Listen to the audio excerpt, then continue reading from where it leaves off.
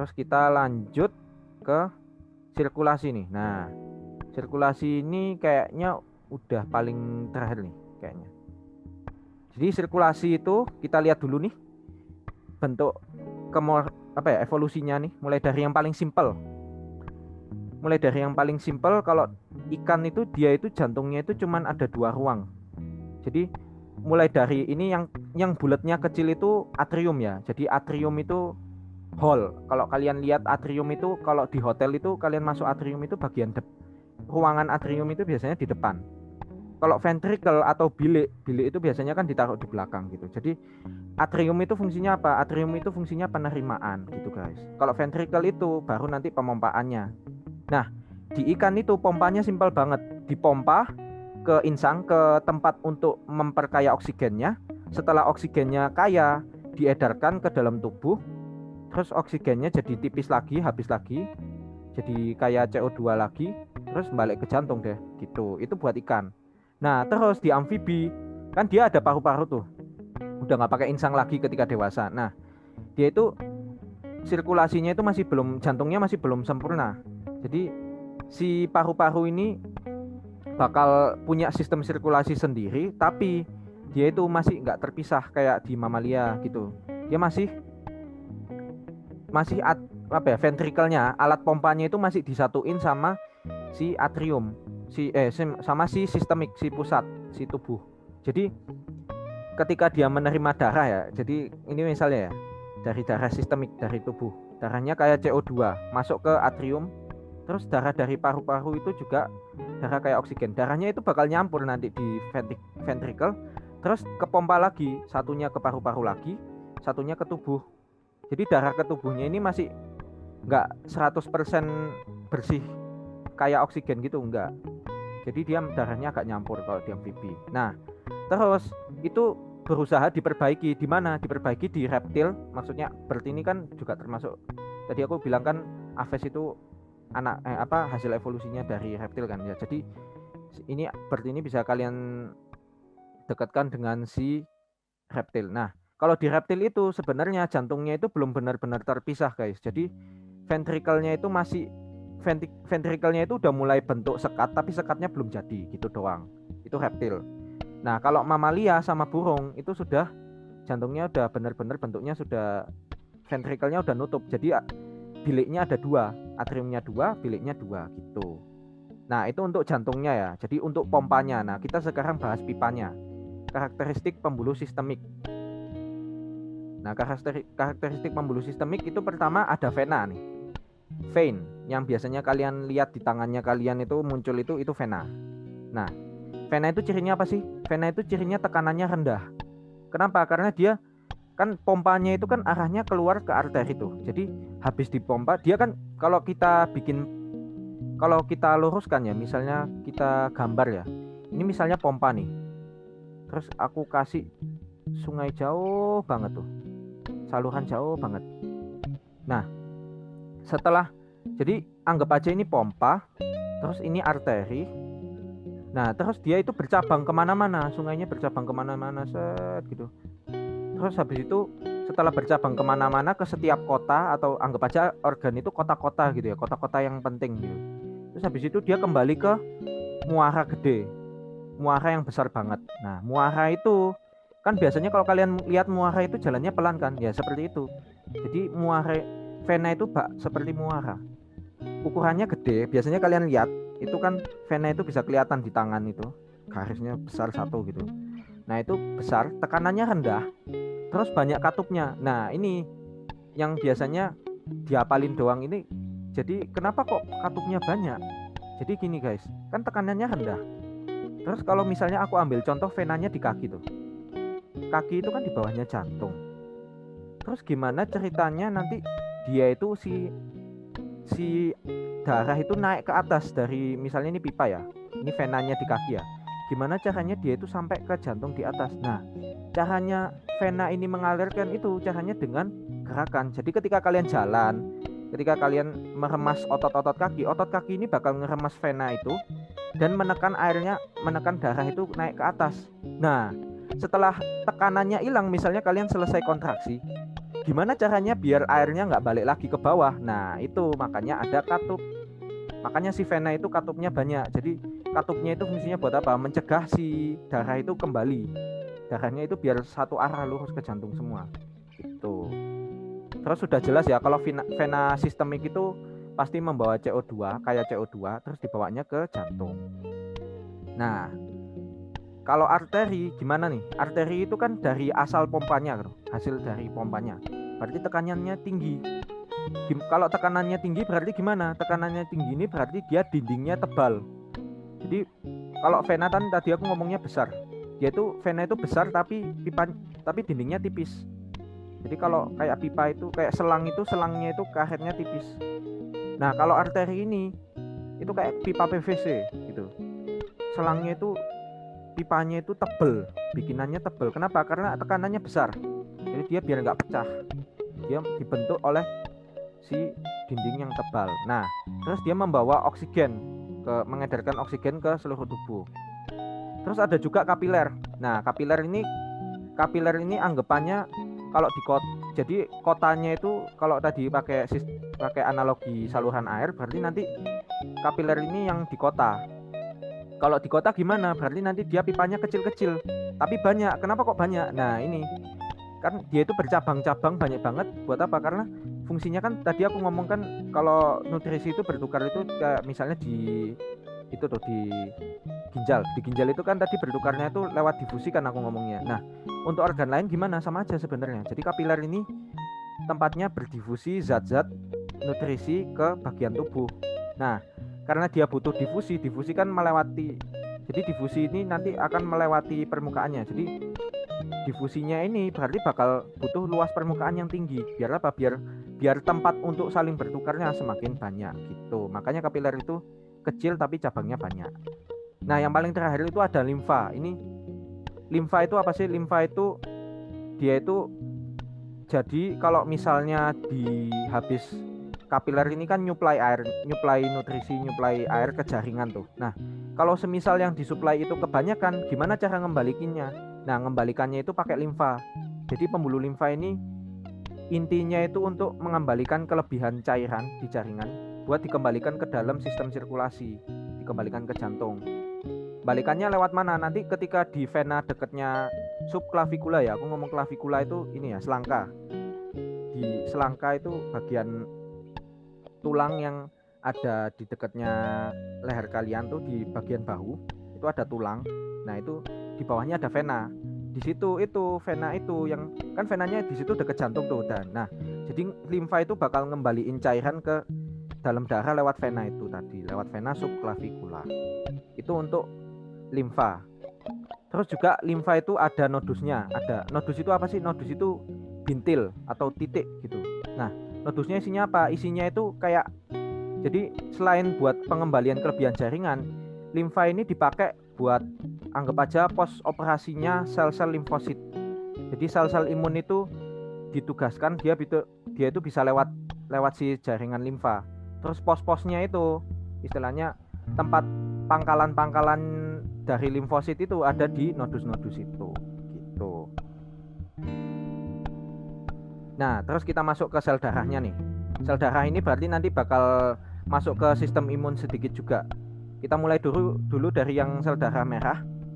Sel darah merah ini sudah jelas banget ya, paling jelas. Jadi dibentuk di sumsum tulang yang warnanya merah. Ya, jadi sumsum merah, ya bentuknya sel darah merah gitu, simpel sih. Nah, ini dibentuknya atas perintah siapa sih? Ini dibentuk atas perintah hormon eritropoietin. Eritro itu maksudnya dari asal kata eritrosit. Terus poietin ini pembentukan. Jadi dia memicu pembentukannya eritrosit. Yang melepaskan siapa? Ginjal gitu. Nah, kenapa kok sel darah merah itu warnanya merah? Jadi warnanya merah itu ketika si hemoglobin ini mengikat oksigen HbO2 itu nanti bikin warnanya merah. Terus sel darah merah itu kalau kalian lihat gambarnya kan bikonkaf tuh, kayak koin terus tengahnya dicemet. Nah, kenapa kok tengahnya dicemet? Karena memang dia di tengahnya nggak ada inti. Kenapa kok sel darah merah nggak dikasih inti? Gini, sel darah merah nggak dikasih inti itu karena dia kan fungsinya untuk mengangkut oksigen tuh. Nah, gimana caranya biar sel pengangkut ini sebanyak-banyak mungkin bisa mengangkut oksigen? Si inti sel itu kalau kalian lihat di gambar-gambarnya diagram sel itu inti sel kan gede kan, mengambil porsi yang besar. Nah, sementara itu dia ini tujuannya sel darah merah itu buat mengangkut, mau diisi hemoglobin sebanyak-banyak mungkin, hemoglobin sama oksigen. Akhirnya apa? Inti selnya bakal dihilangkan. Jadi ketika membentuk sel, asalnya ada sel bakalnya sel darah merah itu asalnya punya inti sel, tapi ketika dia membentuk, selama pembentukan si inti sel lama-lama hilang gitu. Makanya dia itu waktu hidupnya sebentar, cuma 3 bulan, karena dia nggak punya inti sel, nggak ada command centernya, nggak bisa ngapa-ngapain, jadi gitu. Nah, kalau golongan darah itu apa sih? Jadi golongan darah itu aslinya adalah antigen yang ada di permukaan sel darah merah. Oh iya, bentuknya sel darah merah itu bikonkaf karena untuk memperluas permukaannya. Jadi kontak permukaannya ketika difusi itu semakin luas gitu, karena cemet kan, itu ada cekungan lagi, nggak cuman datar gitu aja gitu. Nah, kita back ke golongan darah itu tadi. Golongan darah itu apa sih? Golongan darah itu sebenarnya adalah antigen. Jadi antigen itu apa? Antigen itu singkatan dari antibody generator gitu. Berarti antigen apa? Adalah zat yang memicu dilepaskannya antibody. Kenapa kok dia antigen di permukaan sel ini? Buat apa sih antigen di permukaan sel ini? Untuk pengenalan. Jadi untuk komunikasi. Dia ini untuk kayak ID-nya gitu, ID tag-nya, ini selnya siapa? Oh, ini selnya tubuh kita gitu. Itu pakai antigen. Nah, antigen di permukaan selnya sel darah merah itu macam-macam. Ada, kalau golongan darah A berarti dia antigennya A. Kalau B itu antigennya B. Kalau AB punya dua-duanya. Kalau yang golongan darah O itu sebenarnya 0 maksudnya. Kenapa? Karena memang di permukaannya itu nggak ditemukan antigen gitu, nggak ditemukan antigen O, nggak ditemukan antigen A ataupun B gitu. Nah, terus sel darah putih nih. Nah, sel darah putih ini kita sekaligus nyambung ke sistem imun ya, biar sekaligus kena gitu. Leukosit sel darah putih. Pertama itu ada namanya neutrofil. Neutrofil ini sel darah putih yang paling banyak, guys. Jadi yang paling umum, yang paling sering ditemukan itu adalah neutrofil. Terus baru ada namanya basofil. Baso itu artinya biru, fil. Jadi basofil apa? Selnya warnanya biru gitu. Kenapa? Karena ini sebenarnya dasarnya dari penemunya ya. Jadi penemunya itu ketika mengamati darah, dikasih pewarnaan, ternyata dia si sel basofil ini warna biru itu nempel ke sel ini, makanya dinamanya basofil gitu. Nah, basofil ini apa sih fungsinya? Basofil ini, kalau neutrofil itu tadi kan umum banget, jadi dia bisa menjalankan fungsi kayak fagosit, melawan bakteri dan kawan-kawan, itu neutrofil. Nah, kalau basofil apaan? Basofil ini fungsinya untuk alergen. Jadi yang warna biru-biru di basofil itu apa sih? Yang warna biru-biru di basofil itu adalah vesikel. Jadi vesikel di dalamnya itu nanti dia melepaskan zat namanya histamin. Nah, kalau kalian lupa histamin itu apa sih? Ingat gak obat namanya CTM? Obat namanya CTM itu apa sih jenisnya? Nah, obat namanya CTM itu namanya kan antihistamin tuh sebutannya. Kenapa? Karena histamin ini memang zat yang dilepaskan untuk ketika inflamasi, ketika ada alergi. Makanya dia ketika tanganmu itu misalnya habis makan udang, tapi kamu alergi udang, tanganmu itu bengkak. Jadi itu sebenarnya hasil dari kerjaannya basofil. Si basofil ini tadi menemukan protein yang menurutnya dia dianggap asing, proteinnya udang itu. Terus dia bakal menyebabkan si histamin ini dilepaskan gitu, menyebabkan si jaringannya bakal bengkak. Kenapa? Karena ini dianggap berbahaya. Bengkak ini buat apa sih? Bengkak itu jadi gini guys, bengkak itu pembuluh darahnya melebar. Buat apa sih melebar? Karena gini, leukosit itu tadi tersebarnya itu di mana? Tersebarnya kan di darah tuh. Namanya aja sel darah ya, di dalam darah. Nah, jadi ketika pembuluhnya ini melebar, pembuluh kapiler-kapilernya itu melebar di sekitar sana, aliran darah ke sana kan juga semakin besar tuh. Pembuluh arterinya melebar, terus aliran darah ke sana melebar. Karena aliran darahnya meningkat, si sel darah putih ini diharapkan lebih banyak ke sana gitu. Untuk mengatasi yang tadi, yang sebenarnya itu protein asing itu tadi. Jadi itu fungsinya basofil. Terus kalau eosinofil buat apa? Eosinofil ini dari pewarnaan juga. Jadi eosinofil ini selnya warnanya merah gitu. Kalau kena warna, bukan merah kayak sel darah merah. Kalau sel darah merah itu merah banget guys, bener-bener selnya warna merah. Kalau eosinofil ini ada bercak merahnya gitu. Nah, eosinofil Itu kalau ditanyai itu ngapain sih dia? Nah, kalau basofil itu tadi buat alergi kan. Kalau neutrofil itu buat melawan patogen kan. Nah, kalau eosinofil ini buat ngelawan parasit. Jadi kalau misal cacingan itu yang ngelawan itu tugasnya eosinofil. Dia itu melawan parasit yang multiseluler. Kayak gitu. Nah, terus makrofag apa? Nah, namanya ini jelas ya. Makro besar fag. Jadi ini sel fagosit yang ukurannya gede banget. Itu doang. Makrofag itu fungsinya. Nah, terus kita masuk ke limfosit nih. Kenapa namanya limfosit? Jadi limfosit ini sel yang adanya di limfa tadi. Yang aku ngomong limfa itu dipakai juga buat patrolinya sel limfosit ya ini itu tadi.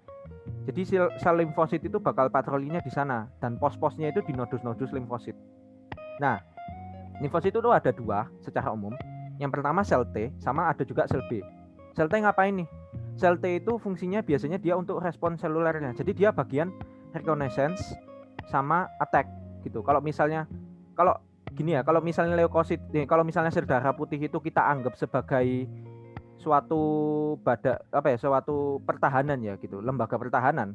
Nah, leukosit itu bagian infanteri, senjata biasa, pasukan biasa, infanteri. Nah, kalau limfosit itu special task force, dia itu punya kerja khusus.